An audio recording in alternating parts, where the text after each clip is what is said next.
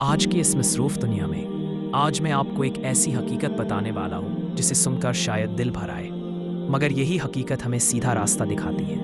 और मैं आपको कोई आम बात नहीं बल्कि एक ऐसी अजीम हकीकत बताने वाला हूँ जो हम रोज़ देखते हैं मगर समझते नहीं। एक ऐसी सच्चाई जो हमारी ज़िंदगी, हमारे रवैये और हमारी आखिरत से जुड़ी हुई है। ज़रा ठहर कर सोचिए, जिन हाथों की उंगलियां पकड़कर हमने चलना सीखा था, जिन कंधों पर बैठकर दुनिया की सैर की, जिनकी गोद हमारे लिए नर्म बिस्तर बनी, जिन हाथों ने धूप में जलकर, सर्दी में कांपकर हमें 2 वक्त की रोटी लाकर दी, जिन्होंने हमारी तोतली ज़बान की हर बात सुनी, हमारी हर जिद, हर ख्वाहिश, हर आंसू को सीने से लगाया।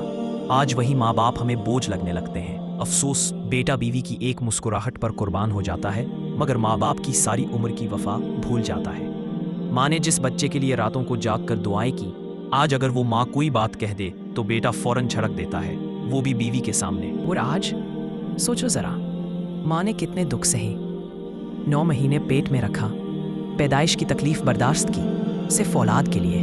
और बाप जो अपनी ख्वाहिशों को मारकर औलाद की खुशी खरीदता रहा, जो खामोशी से थकन परेशानी सब कुछ सहता रहा, सिर्फ इसलिए कि मेरे बच्चे को कोई कमी ना हो। जब वो बुढ़ापे की दहलीज पर पहुंचते हैं, जब जिस्म कमज़ोर हो जाता है, जब बातें दोहराने लगते हैं, जब तन्हाई उनका मुकद्दर बन जाती है, तो हम कहते हैं ये बहुत तंग करते हैं। ऐ मेरे मोहतरम भाइयों और बहनों, याद रखो, माँ के कदमों के नीचे जन्नत है और बाप जन्नत का दरवाज़ा है। जो शख्स अपने माँ बाप को रुलाता है वो कभी सुकून नहीं पा सकता, और जो उनके आंसू पूंछता है, अल्लाह उसकी ज़िंदगी संवार देता है और आखिरत में भी सुखरू कर देता है।